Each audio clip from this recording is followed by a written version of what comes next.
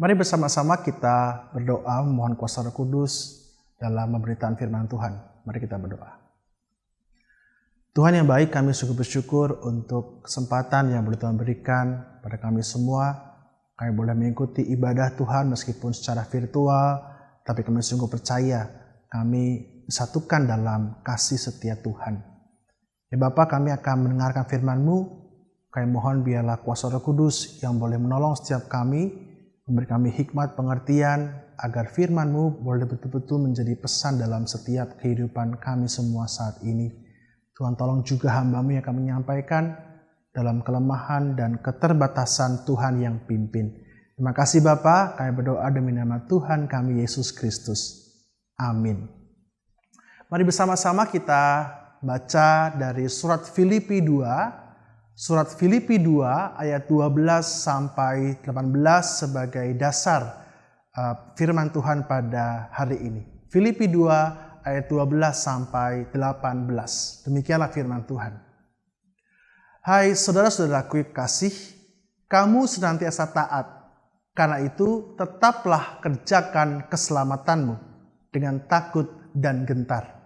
Bukan saja seperti waktu aku hadir, tetapi terlebih pula sekarang waktu aku tidak hadir.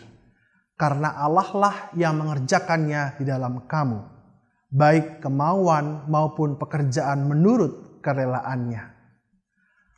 Lakukanlah segala sesuatu dengan tidak bersungut-sungut dan berbantah-bantahan, supaya kamu tiada beraib dan tiada bernoda, sebagai anak-anak Allah yang tidak bercela di tengah-tengah angkatan yang bengkok hatinya dan yang sesat ini.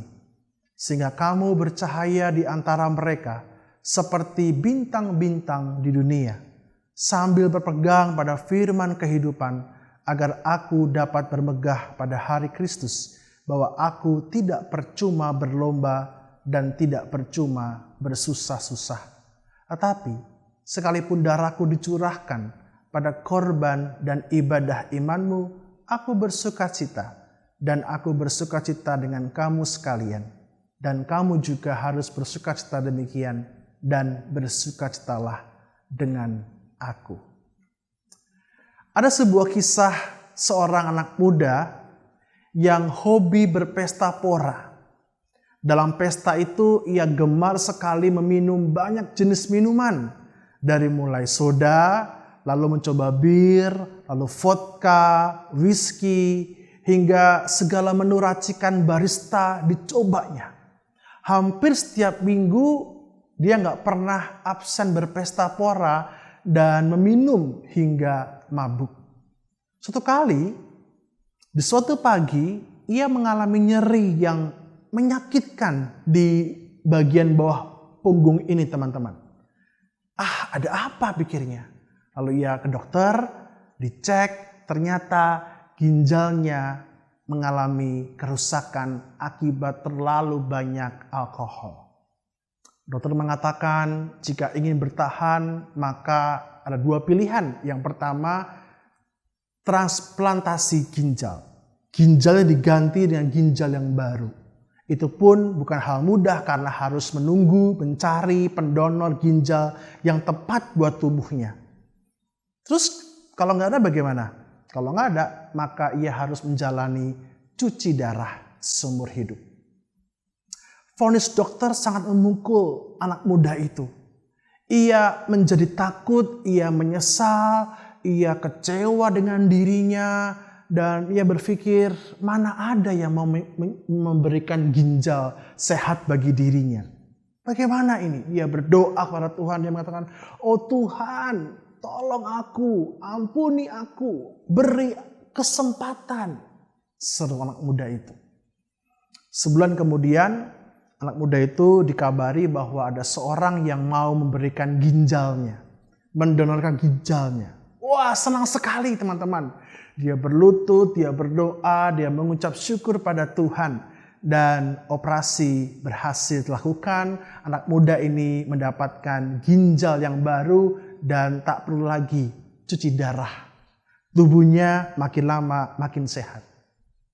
Sebulan kemudian, setelah selesai operasi, Anak muda ini kemudian kembali berpesta pora, seolah ia lupa akan sakit ginjal yang sudah dilalui. Pikirnya, jika ginjal ini rusak lagi, pasti akan ada pendonor lain yang memberikan ginjalnya. Nah, apa pendapatmu teman-teman ketika melihat sikap anak muda ini? Mungkin ada yang bilang, parah nih anak nih, gak tahu bersyukur. Mungkin juga ada yang komentar, wah kacau nih anak nih, menyia-nyiakan kesempatan kedua, kurang ajar dan lain sebagainya. Tetapi bagaimana dengan kita sendiri teman-teman? Kita yang telah ditebus dan diselamatkan oleh Tuhan, apakah kita sudah serius hidup dalam rancangan Tuhan yang baik? Atau malah kita sama seperti anak muda tadi yang menyia-nyiakan kesempatan hidup baik dalam Tuhan?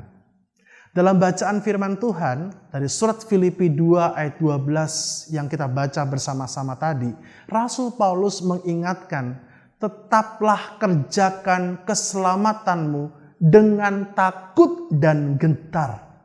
Apa arti dari kerjakan keselamatanmu? Kata kerjakanlah dalam teks aslinya tertulis katargosomai, yang arti harfiahnya adalah mempersiapkan, merawat, melakukannya dengan tekun.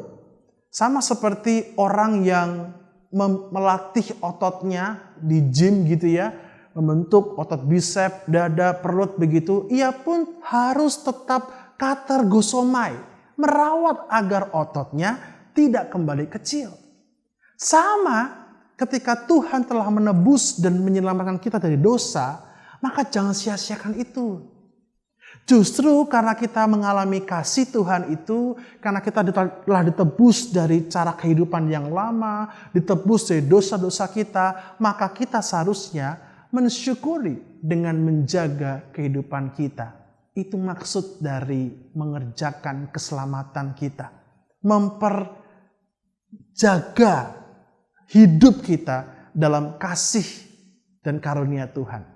Maka Rasul Paulus kemudian dalam Filipi mengatakan 3 poin yang bisa kita pelajari. Bagaimana menjaga kehidupan kita. Dengan 3 hal. Yang pertama adalah menjaga dengan tanggung jawab. Yang pertama, tanggung jawab. Dalam Filipi 2 ayat 12, Rasul Paulus berkata demikian. Tetaplah kerjakan keselamatanmu dengan takut dan gentar. Apa artinya takut dan gentar? Takut dan gentar bukan berarti kita takut seperti takut setan begitu ya. Wah, teror, bukan. Tapi takut dan gentar itu berarti kita menghormati Tuhan. Dan ketika kita menghormati Tuhan, maka kita bertanggung jawab atas kehidupan yang sudah diberikan oleh Tuhan dalam kehidupan kita masing-masing. Tanggung jawab itu dimulai dari sebuah kesadaran. Kita sadar bahwa kita diberikan anugerah. Seperti anak muda tadi di awal. Ginjalnya rusak dan harus dibuang. Tapi dia mendapatkan anugerah ginjal dari pendonor. Kita juga sama, hidup kita itu berdosa teman-teman terkasih. Tidak punya masa depan, tidak punya jalan keluar. Tapi Tuhan memberikan anugerah keselamatan buat kita. Diberi pengampunan. Upah dosa adalah maut. Dan maut itu telah digantikan oleh kemenangan, kebangkitan oleh Kristus. Kita yang percaya pada Kristus diberikan anugerah itu. Ini merupakan kesempatan. Bahkan lebih dari itu, Tuhan juga selalu memelihara kehidupan kita, bukan? Berkat melalui kesehatan, berkat dalam kesempatan kita bersekolah, kesempatan memiliki teman, dan lain sebagainya. Maka, dengan mensyukuri berkat Tuhan itu, kita bertanggung jawab menjalani kesempatan baik itu dengan sebaik-baiknya. Tanggung jawab juga terkait dengan konsekuensi baik dari pilihan yang kita ambil. Misalkan ada pilihan nih buat teman-teman untuk belajar dengan tekun atau bermalas-malasan. Mana yang dipilih teman-teman? Kalau kita memilih untuk bermalas-malasan, maka jelas konsekuensinya, akibatnya adalah kita tidak mendapatkan ilmu yang baik dan akhirnya kita menjadi tidak tahu apa-apa. Nilai ujian kita menjadi jelek. Konsekuensinya tidak baik, maka jelas kita menjadi orang yang tidak bertanggung jawab. Sebaliknya teman-teman, jika kita belajar, memilih untuk belajar, maka hasilnya baik. Kita dapat ilmu, maka itulah pilihan yang dikatakan pilihan bertanggung jawab. Tuhan sudah memberi kita anugerah keselamatan, masa depan yang baik, rancangan yang baik. Bagian kita adalah menerima, menjalani dengan tanggung jawab. Itu yang pertama. Yang kedua adalah bagaimana menjaga hidup sesuai rancangan Allah. Yang kedua adalah menjalani dengan integritas. Dalam Filipi 2:12, Paulus kemudian meneruskan, tetaplah kerjakan keselamatanmu dengan takut dan gentar, bukan saja seperti waktu aku hadir, tetapi terlebih pula sekarang waktu aku tidak hadir. Rasul Paulus mengingatkan jemaat Filipi untuk tidak hanya serius menjalani kehidupan dengan baik pada saat dipantau oleh Paulus saja. Tapi ketika Paulus tidak ada pun harus tetap menjaga hidup yang baik. Ini yang disebut dengan sikap berintegritas. Sebuah sikap hidup yang tetap baik, ada orang ataupun tidak ada orang. Biasanya kan orang kan berbuat menjadi baik, menjadi sopan, menjadi ramah ketika dipantau kan. Anda misalkan teman-teman menjadi rajin belajar ketika orang tua ngawasin. Atau mungkin kita menjadi anak-anak yang taat ketika guru mantau. Nah ketika guru nggak ada, ketika nggak ada orang tua, kita menjadi pribadi yang sembrono, yang nakal, maka itu bukan sikap integritas. Baik ada orang maupun gak ada orang, tetap menjadi baik, itulah disebut integritas. Integritas harus dijaga dan harus diperjuangkan. Kalau misalkan teman-teman, Anda punya pacar, Anda sayang sama orang itu, bukankah biasanya kita akan melakukan yang terbaik buat dia? Kita setia, gak mau ngelirik yang lain, kita gak mau mengecewakannya, kita lakukan apa yang baik buat dia. Itu karena kita sayang. Nah kalau kita sayang sama Tuhan, yang sudah terlebih dahulu sayang sama kita, maka seharusnya kita pun juga melakukan dengan berintegritas, dengan sungguh-sungguh. Yang terakhir dan justru sangat penting, yang ketiga adalah firman Tuhan. Dalam Mazmur 119 ayat 9 dikatakan, dengan apakah seorang muda mempertahankan kelakuannya bersih dengan menjaganya sesuai dengan firman-Mu. Firman Tuhan bagai pelita dalam kehidupan kita. Pelita itu berarti nyala yang terus bertahan, bukan obor ya. Kalau obor kan besar tapi cepat padam. Kalau pelita itu nyalanya menerangi sekitar kita, tapi dia tahan lama. Firman Tuhan bagai pelita. Artinya apa? Menerangi setapak demi setapak jalan di depan kita.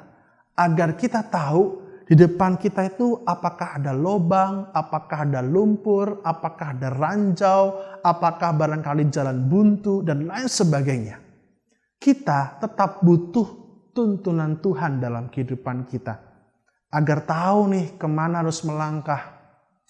Hidup dalam rancangan Tuhan bukan berarti kita hidup seperti robot, gak punya pilihan, diatur terus kapan mesti bangun pagi, kapan mesti makan. Gak begitu teman-teman. Tuhan masih memberi kita kesempatan untuk memilih. Itu anugerah juga loh. Dengan memilih, kita belajar menjadi dewasa. Namun, kita tetap butuh hikmat dan tuntunan Tuhan dalam memilih berbagai pilihan hidup. Maka mari kita ingat baik-baik pesan firman Tuhan pada hari ini, teman-teman terkasih. Tuhan sudah menyelamatkan kita.